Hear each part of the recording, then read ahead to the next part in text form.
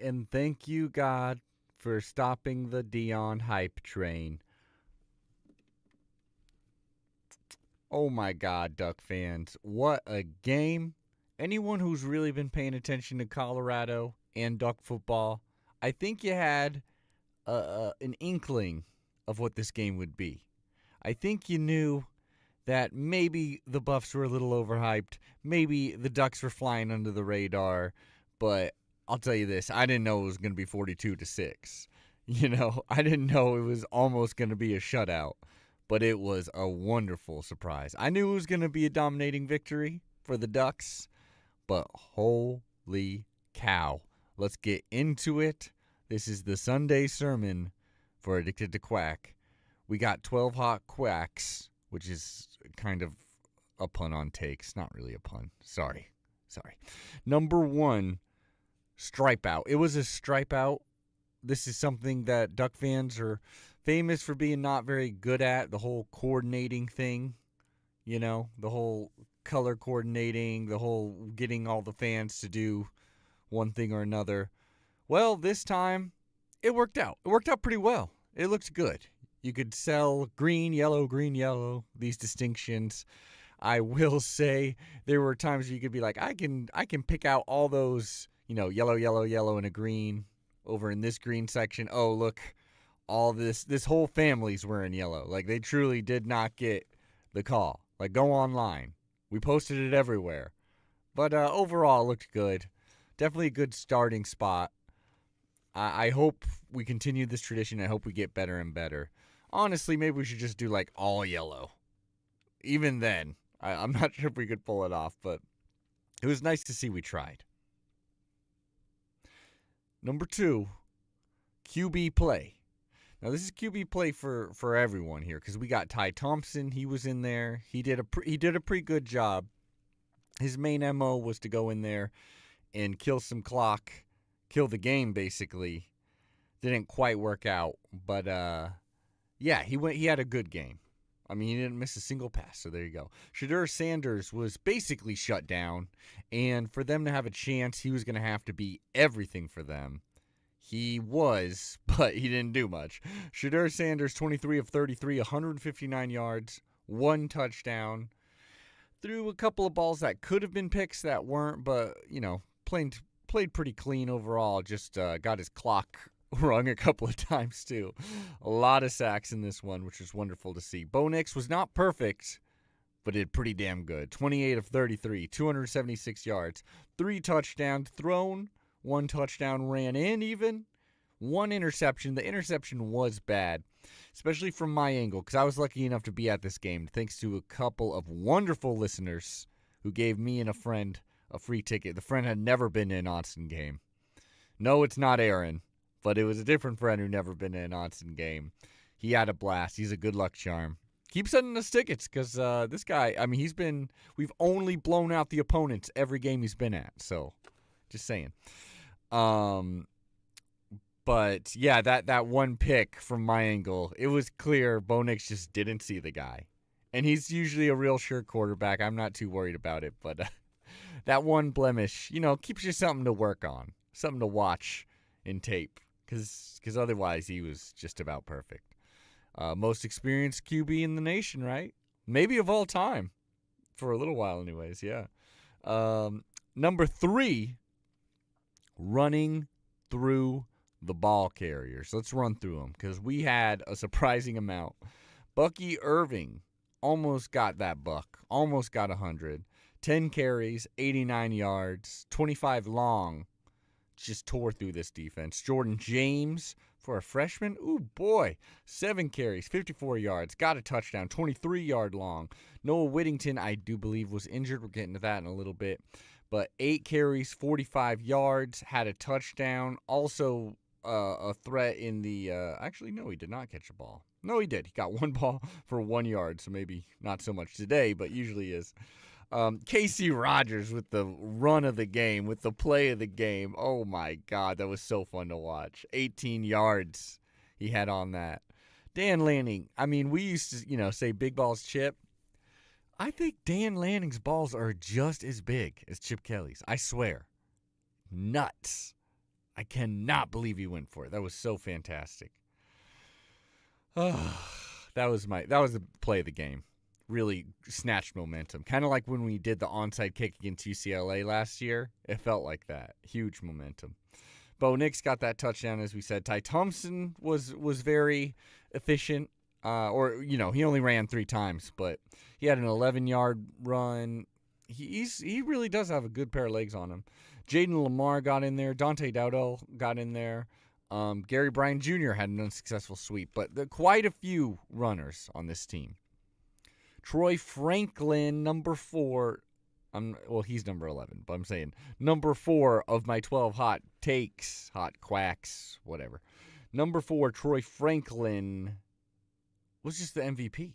8 catches, 126 yards, 2 touchdowns, 36-yard touchdown in there, and got a 2-point conversion. Just made it. He was such a threat. Colorado had to worry about him every second of this game. And that opened it up for everybody else. But also, we could get to him even when he was covered, seemingly. If it was one-on-one, Bo Nix was not afraid to throw it in his direction. He had a hell of a game. Could have been worse or better from our perspective. But you just got to shout him out. Number 5, DB's a strength. Now, we're Duck fans. We're always worried that the defensive backs ain't going to do very well. Well, they were fantastic. And honestly, I think they're a straight-up strength on this team. I think they could compete for one of the best defensive backfields in this conference, which is really what's going to win you, I feel. Because we got plenty of great offenses. Washington, USC, a few others. Wazoo, certainly. But defenses, there's fewer of those. Certainly not paired with an elite offense. And so I think it's something pretty great there. I mean, especially Kyrie Jackson. He had that a couple bad plays against Texas Tech, but he has completely redeemed himself in my eyes. A couple of times he could have turned some of those passes batted away into picks, but that's, little nitpicky there. Kyrie Jackson, 3 passes defended, just overall great game, locking down, Colorado's receiving threats. And, that is why, even when they were down, Shedeur Sanders was still checking down, still going for these little dink and dunk passes that he was hoping there'd be a missed tackle and that they would break off. There were barely any missed tackles in this. There was tons of gang tackles, and they kept trying to play that game, but our defensive backs weren't having it. Everyone was locked down, and then so it made, as long as you just did your sure thing, you were taking care of business. And taking care of business is what we did there. That final Colorado drive, this is number 6 here, that was a really interesting one to watch. We had I believe a lot of our starting line on defense in there, but a lot of everyone else, and even some of the line, those were backups. But some backups with a ton of experience, like Steve Stevens and stuff. But overall, those were the number 2s, but there was still a lot on the line because anyone in Austin knows we were going for the shutout. We desperately wanted the shutout. And Shedeur Sanders and all them were still on the field. You could tell they wanted a touchdown too. It would have meant a lot to stop them. Bryce Betcher, I thought he was going to do it, but couldn't quite bring down the tackle on that 4th down play. They eventually get the touchdown. Overall, it's still good because you get valuable tape on players who have less tape than starters. And that's meaningful. You're going against, a team that was much hyped. So I'm glad Dan Lanning did it. I'm glad he didn't call the dogs off too early, too. That would have been a bigger sign of disrespect than anything else. But, that was good. This is what made the Chip Kelly team so good, is that you got the backups in to play against, good teams to practice. I'm talking about practice. Practice? Let's go to the rushing defense. Because Colorado has not been a good rushing team this season. Absolutely not. Their line has not stood well up against anybody. And against the Ducks, they continue to not do very well. Most of the time, they were rocking about 1 yard rushed, which is beautiful to see on that wonderful scoreboard in Oregon. And then in much of the second and third, it was negative 33 yards because they include the sacks, obviously, which is a little goofy, but it looked great. Negative 33. There was a point where they nearly had more penalty yards called against them than actual passing yards, than actual yards even. That was the real game that we were watching. I can tell Duck fans were looking for anything, But we held them. I mean, our D-line is looking great. I'm absolutely loving them. It's easy to look great against Colorado if you got a competent line, but still. I mean, rushing was 40 yards after all the negative 34 sack yards Shadur Sanders had or whatever it was. Fantastic play. Love to see my boys out there. Casey Rogers had hell of a game, especially when you take into play that that fake punt. Oh, and also the way the punter sold that fake punt deserves an Oscar. It was wonderful. Penalty plagued number 9. That is right. We had 9 penalties for 80 yards. That is concerning when we're at home, when it's been a problem over and over and over. Yes, this is not a great space to be. I mean, fortunately, Colorado is even worse. 12 penalties for 106 yards. Even worse. Absolutely nuts. But a lot of those penalties were in the same spots that they've been in the other games for the Ducks, which is on the offensive line. We had offensive holding, a false start, another false start. Yeah, that's not great. And I think what will determine whether we're a Pac-12 champion or not this season is if we can limit these penalties. Because I'm feeling good about the defensive backfield. Overall, the defense, I think, is good enough to slow down some of the best offenses in the Pac-12 and then to really hurt a lot of the other ones. The offense is going fantastic. It's going to come down to how often we shoot ourselves in the foot.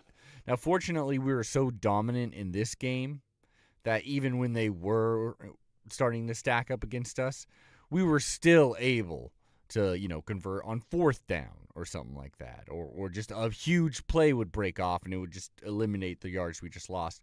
But that's not always going to happen. And so that'll determine where we go. But, yeah, I mean, it's less than Texas Tech. We can say that at least. Less than Colorado had. Number 9, Sacktown. Now, you've heard of Quacktown, USA? Well, this is Sacktown, USA. Because the Ducks had 7 sacks, which is great to hear. When going into this season, we were very concerned about our lack of pass rush. Well, we do have a pass rush.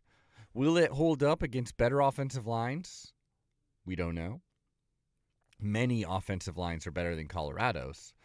But it's good to see that we did live in their backfield. Shadur Sanders is known for holding on to the ball maybe a little too much, and we made him pay for it. So it would have been concerning if we didn't get to him, but we did 7 times. So let's continue to build on the success, which is especially nice when you see like Mateo Uiagalelei and Birch getting back there. Those are newbies coming out and having success, newbies to the team. And that bodes well to the future, man. Young concrete. Gotta love them. Number 10, turnover battle. We finally lost the turnover battle, which I don't like, but it's true. Turnover battle, 1-0 we lose, which overall for the season gives us 6-1 advantage still because we had not turned over the ball yet, which is wonderful. We already talked about the pick. It was pretty bad. We could have gotten some turnovers, I imagine, if our DBs had a little bit better hands. But overall, I'm not complaining about that. Only turned it over once. And Tez Johnson did fumble, but he recovered it. So, hey, good hands. Wonderful. Number 11, Noah Whittington is down. Now, if you know anything about Dan Lanning, he does not love talking about injuries, which goes to show you when he does talk about injuries, probably means it's a pretty serious one. In this one, he straight up said Noah Whittington will be down multiple weeks. I think quite a bit. I didn't actually see the injury, but just judging from Dan Lanning's tone, seems like this is a serious one, folks. Like it's going to be a while, which sucks. I mean, it's a position that, we got some depth, absolutely. Especially Jordan James really coming on. Dante Dowler looks good. But tough to see because he could actually, he was having a season where he looked to be possibly our best running back. And that's saying something when you got Bucky Irving there. So I don't think we'll miss too much of a step, but we're missing a great player. And that's a tough pill to swallow. Yeah, I don't like it at all. No Whittington, heal up. We'll see you soon. Now we got the bottom 11, number 12, our final little quack take in which we look at the other teams in the Pac-12, the bottom 11, if you will. USC had to hold on to beat Arizona State. Arizona State gave them a hell of a game. I mean, when USC scored, it was pretty just bing, bang, bang, boom. But Arizona State did enough to disrupt them. They held, quote unquote, held them to 42, which against USC, that's something. It was a 3-point game, like in the third quarter as well. And I don't know. It was fun to watch ASU rally.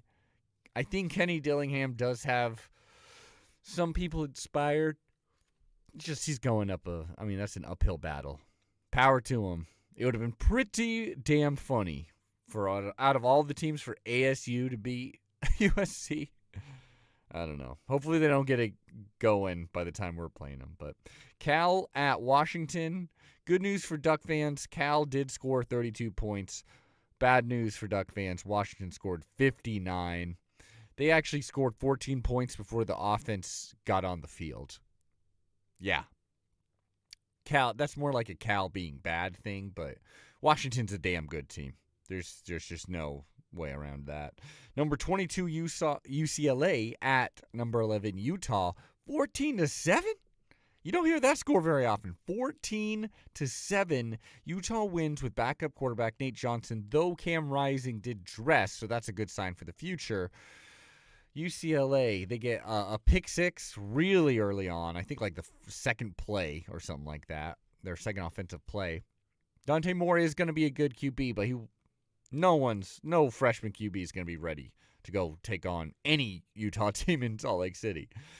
I would be worried if I was a UCLA fan. If I was a Utah fan, I'd just be riding the wave because you got a lot of injuries. You're 4-0. I'd feel pretty proud of that. Even though you should score more than one offensive touchdown, but whatever. Number 14, Oregon State loses to 21 Washington State, 38-35, though it was actually more of a Wazoo win than that even, because they were up by like 21 points at some point. They just kind of held the lead. Oregon State is a good team. Their offense makes it so I don't believe they will be competing for a Pac-12 championship game, but I think they will definitely be the spoilers. They can beat just about anyone. Maybe. We'll see. Wazoo is the dark horse, man. What if Wazoo won the Pac-12? Whew. I'd almost be rooting for it if I wasn't a diehard Duck. And finally, Arizona at Stanford. Jaden DeLora got injured. The backup rallies to get the win over a terrible, terrible Stanford team.